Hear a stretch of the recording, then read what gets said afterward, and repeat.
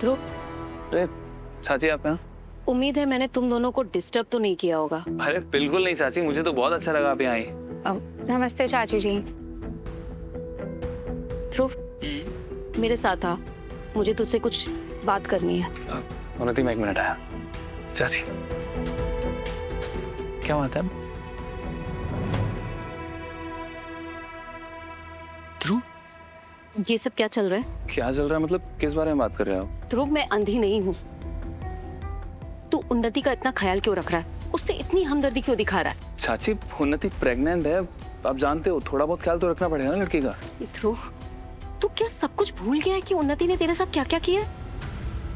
ये वही लड़की है जिसने तुझे जबरदस्ती शादी के लिए मजबूर किया था और तेरी जिंदगी को नरक बना दिया। और इतना ही नहीं, झूठी प्रेगनेंसी का नाटक किया था उसने और तेरा दिल तोड़ा। और सिर्फ इतना ही नहीं, जब इन सब चीजों से भी उसका जी नहीं भरा ना, उसने तेरा रेस्टोरेंट तबाह कर दिया और कितनी मुश्किल से तो उसने डिवोर्स दिया है। और तू चाची प्लीज, मुझे सब याद है, ऐसा नहीं है कि मैं सब बातें भूल चुका हूँ, लेकिन मैं जिंदगी में आगे बढ़ना चाहता हूँ और प्लीज मैं चाहता हूँ कि आप ये पुराने गड़े मुर्दे उखाड़ना बंद करें। ध्रुव, ये मैं इसलिए कह रही हूँ क्योंकि तू अपने गुजरे हुए कल को अपने आने वाले कल बनाने की गलती फिर से करने जा रहा है। मैंने जो भी अभी देखा वो सिर्फ दोस्ती या हमदर्दी नहीं थी ध्रुव। मैं मानती हूँ कि उन्नति के साथ जो कुछ भी हुआ वो बहुत बुरा हुआ और किसी भी औरत के साथ ये सब नहीं होना चाहिए, लेकिन इसका मतलब ये थोड़ी ना है कि मैं तेरा दिल किसी भी गलत लड़की को फिर से देने दूं। चाची ऐसी कोई बात नहीं है। ध्रुव, देख, मैं इस बात पे बहुत ज्यादा बात तो नहीं करूंगी, लेकिन एक बात जरूर याद दिलाना चाहूंगी कि जिस प्रेग्नेंट औरत के तू आगे पीछे नाच रहा है और इतना अपनापन दिखा रहा है ना, उसके पेट में तेरा बच्चा नहीं, उस विक्रांत का बच्चा है, जिसकी बहन ने तेरी बहन की जिंदगी को तबाह करने में कोई कसर नहीं छोड़ी थी। एक बात को ध्यान से सुन, तू जब भी उन्नति के आगे पीछे नाचे, उसकी जरूरतों का ख्याल रखे, तो इस बात को अपने दिमाग के किसी कोने में जरूर याद रखना, समझा? चाची देखिए, आप मेरी बात समझने की कोशिश तो करिए। मैं ध्रुव, अब मैं इस बात पर और बात नहीं करना चाहती और न बहस करना चाहती हूँ। ये ले चेकबुक जो तूने मंगाई थी और जल्दी से अपना काम पूरा कर, मुझे घर निकलना है। ये ले। ठीक है।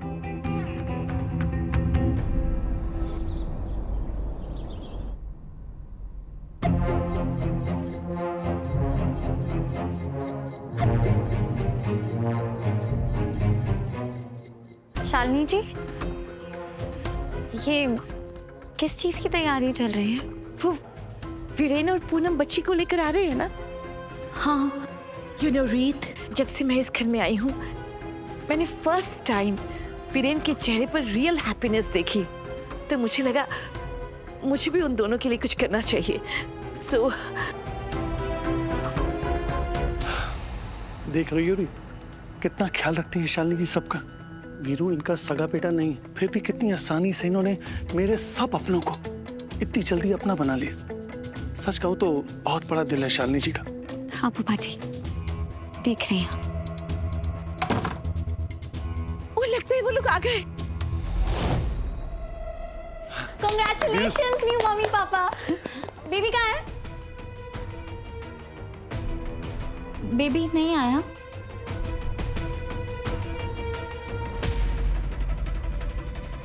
भाभी, वीरू भैया बच्चे को नहीं लाए साथ में। Viren, what happened? देखो हमने कितना अच्छा डेकोरेशन किया है, हमें तो लगा तुम बच्ची को साथ में लेकर आओ। कहाँ है वो? उस एनजीओ ने एडॉप्शन के लिए मना कर दिया। क्या? ओ मेरे भगवान जी। उन्होंने हमें बच्चा देने के लिए इनकार कर दिया है। क्यों? सही कहते हैं लोग, हमारे बुरे कर्मों का फल हमें जरूर मिलता है। यही हो रहा है मेरे साथ। पर मुझे तकलीफ इस बात की है कि उसकी सजा पूनम को और उस बच्ची को मिल रही है। नहीं वीरू भैया, आप ऐसा मत सोचिए। I'm sorry, मैं पूनम भाभी को देखती हूँ। प्लीज रीत, पूरे रास्ते वो रोते आइए, उसे प्लीज संभाल लो, प्लीज।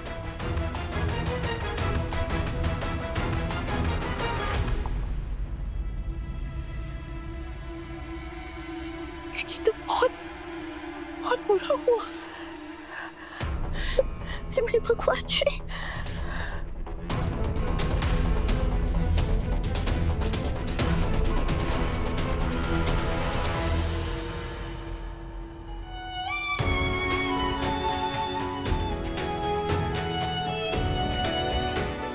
पूनम भाभी, भाभी प्लीज संभालिए अपने आप को।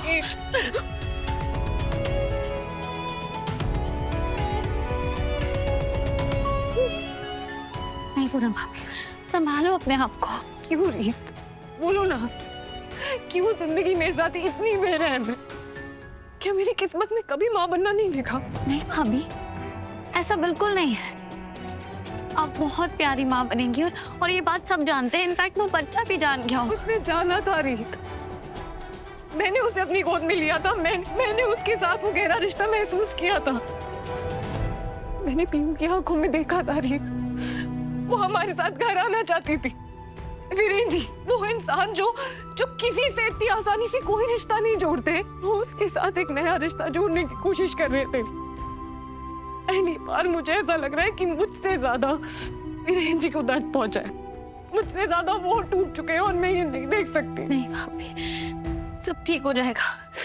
लेकिन ऐसे आखिरी में आके एनजीओ वालों ने मना क्यों कर दिया? अडॉप्शन के पेपर्स तो कब से डले हुए थे ना, और आपकी सारी डिटेल्स थी उनके पास, तो अभी तक उन्होंने बैकग्राउंड चेक क्यों नहीं किया? अभी तक वो चुप क्यों बैठे थे?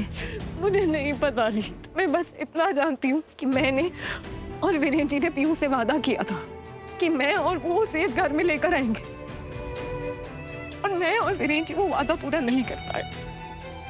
भाभी, आप फिक्र मत कीजिए, आप पीहू को दिया हुआ वादा जरूर पूरा करेंगी। देखना, हम पीहू को इस घर में जरूर लेके आएंगे। मैं कल ही जाऊंगी, उनसे बात करूंगी, उन्हें समझाऊंगी कि पीहू को आपसे और वीरू भैया से ज्यादा अच्छा प्यार करने वाले माँ बाप नहीं मिल सकते।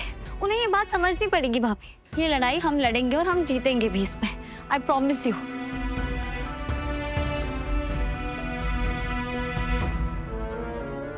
हाँ बैठिए, मैं पानी लेके आती हूँ।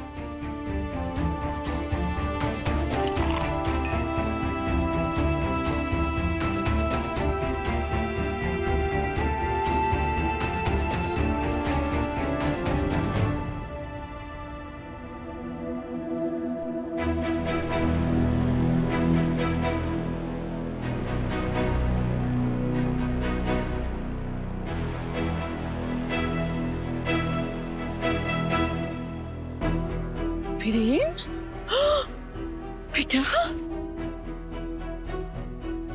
तेरी आंखों में मैं आंसू नहीं देख सकती बेटा। तो ऐसे सोचता कि शायद वो बच्ची तेरी किस्मत में नहीं लिखी थी। लेकिन पता है खुशी की बात क्या है? ये शालिनी बन के ना इस शहर के जितने एनजीओ है ना, उनके साथ मेरी पहचान हो गई है। मैं तेरे लिए हर एनजीओ में जाकर ट्राई करूंगी, तुम देख। बस करो माँ, पराया बच्चा कभी अपना नहीं होता। ये लोग बड़े होकर खुदगर्ज हो जाते हैं, माँ बाप का त्याग कर देते हैं, पूरा वंश खराब हो जाता है, विरासत का सत्यानाश हो जाता है। अरे एहसान फरामोश निकलते हैं ये। शादी करके या तो तुम्हें घर से बाहर निकाल देंगे या वृद्धाश्रम में भेज देंगे। तुम्हारा अंतिम संस्कार तक नहीं करेंगे ये। एडॉप्शन के बारे में ये आप ही के शब्द है ना, क्योंकि आप इस सब में विश्वास रखते हो। तो प्लीज ये मगरमच्छ के आंसू बहाना बंद कीजिए, क्योंकि इस वक्त अगर कोई सबसे ज्यादा खुश है तो वो आप।